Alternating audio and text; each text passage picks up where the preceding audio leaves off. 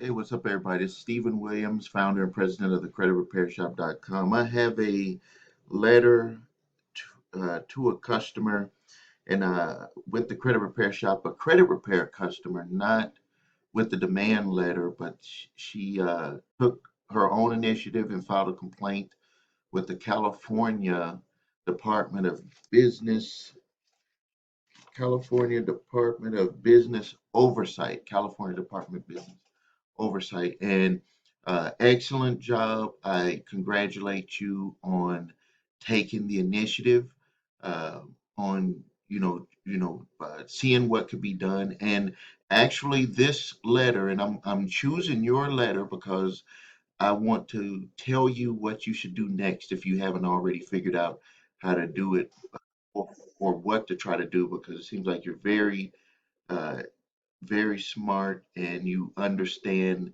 how things have to work. Sometimes you have to just submit information and you get information back, and then you can make your next move. It's like a chess game. So, first, we have here where they responded to you and they said that they did an investigation, which this validates exactly something that I had said in my previous videos, that they will respond to you and they are sending this up to their executive team. I think somewhere in here is going to talk about that. So, but with this one, I think what she had did is she was just basically stating that things were wrong with the vehicle and that she has concerns about the loan itself. In this video, what I want to do is I want to tighten this up so we can veer this over into the settlement. I think that if things were mentioned that was also in the settlement agreement, that there could be a different outcome. And no, it's not too late. What I want you to do is watch this video, and everyone watch this video. So if you send out letters yourself, it needs to kind of be formulated this way. And you should send a complaint to whoever regulates businesses, lenders, or auto dealers uh, in your state, which this was an excellent strategy that she used. And I talked about this in one of my past videos, that you need to do that because that alerts them to your concern.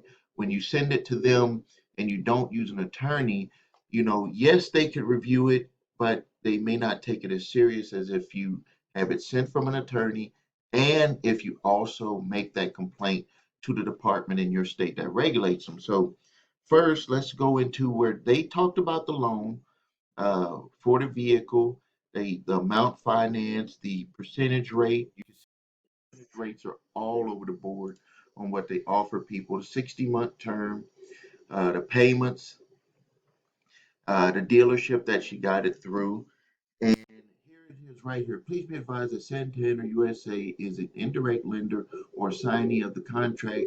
The approval and assignment of the contract, including yours, is based on information provided to us by the customer and the dealership. The terms of the contract were negotiated at the dealership. Now let's speak on this real quick. In the lawsuit, in the settlement, they discussed about this here, and it says they're trying to throw this off. Yes, it is negotiated with the dealer, but in the settlement, they specifically talked about where there was, let's see here, power booking, and where they inflated things to be inflated income, did all types of things to get people into the car, and they talked about negative residual income.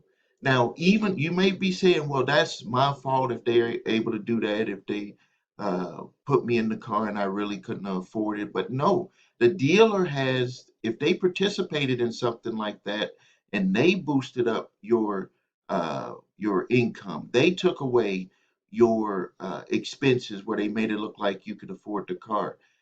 They did all these things. They cannot do that. And Santander cannot just try to run away and say that they're not responsible for that, because they are, because when they make loans, there has to be a standard on what they would consider someone to be able to be approved for. Now, another thing that they had stated, let's go down here. So we talked about the power booking. We talked about, and that's where you would be able to use where a comeback on this line, which is that you were power booked, that you don't know if you should have been approved for the loan at the amount that they gave it to you for. The percentage rate on the credit, they talked about that too. Uh, I think we're going to get into that on the next screen here. So let's go down right here. And this was just where they were talking about the total amount financed, finance charges. They have to disclose this in the truth in lending. So now right here, Santander USA established a contract based on factors including down payment, vehicle value, the application credit worthiness, and credit rating. We provide contracts for the applicant, which they can either accept or reject at the time of application approval. Now, this is where I want to talk about where specifically said in they said this in the settlement that Santander cannot extend finance to consumers. Consumer has a negative residual income after taking into consideration the actual monthly debt obligations. uh, Moving forward. Now, yes, moving forward, but you can also use that for to argue right now on them providing you the loan. And when they say credit worthiness, Santander was using an internal score.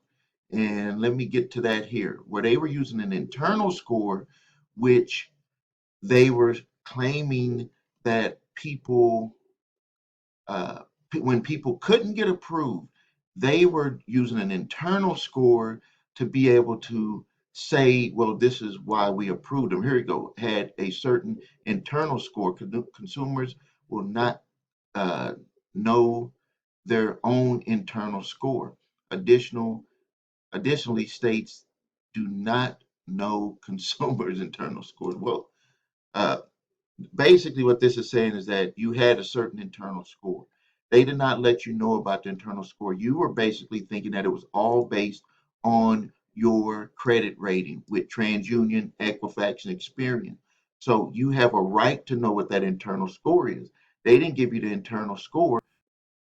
You have another argument that you need to put together in your demand for them to forgive the debt.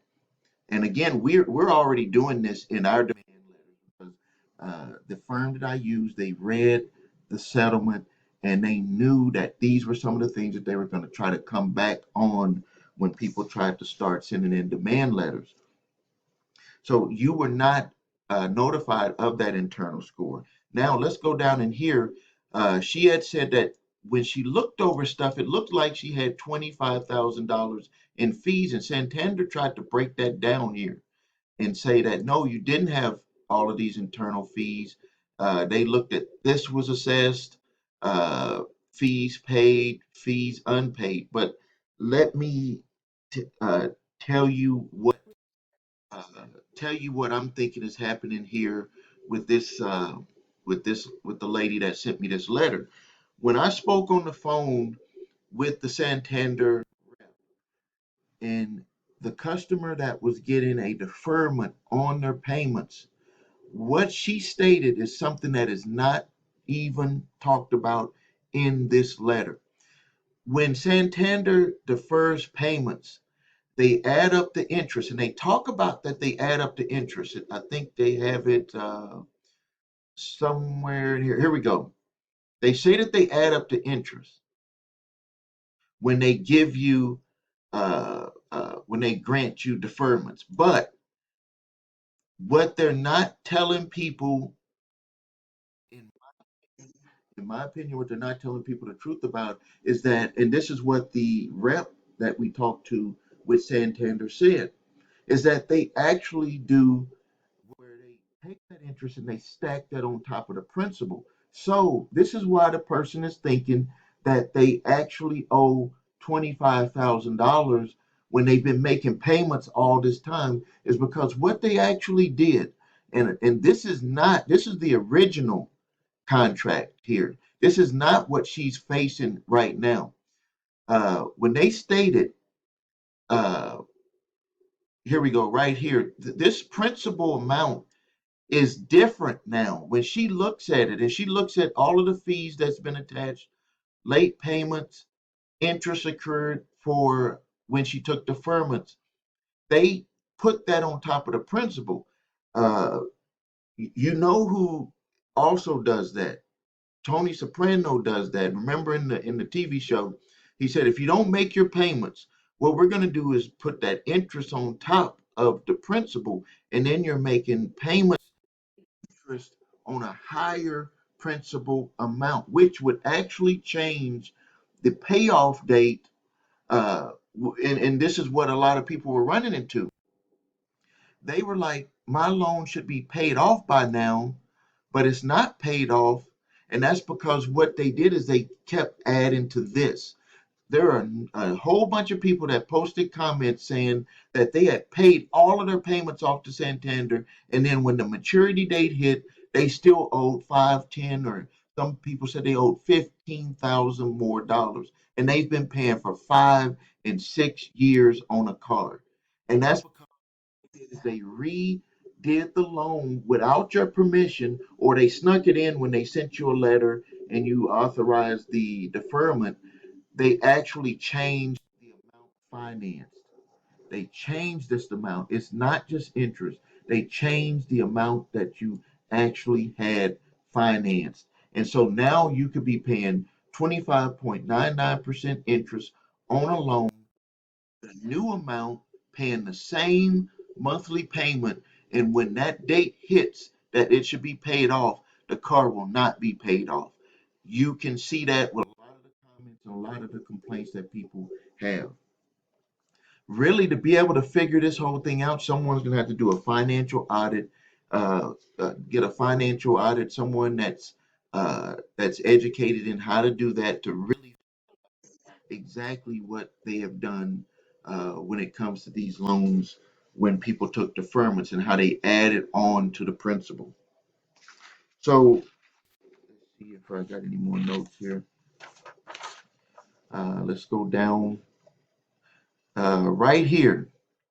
She did make a request to get the vehicle released with the title, but we can see that because there was a lot of ways that they could open the door and not take blame for what happened, that's why they made the decision on that. So what I'm saying you should do is rewrite it, say that you got the information and thank them for sending it to you, and then resend out and point more towards the way that you believed you were wrong, and add in the settlements information so you can know point by point how you can rebut anything that they're saying in their argument to not release your vehicle.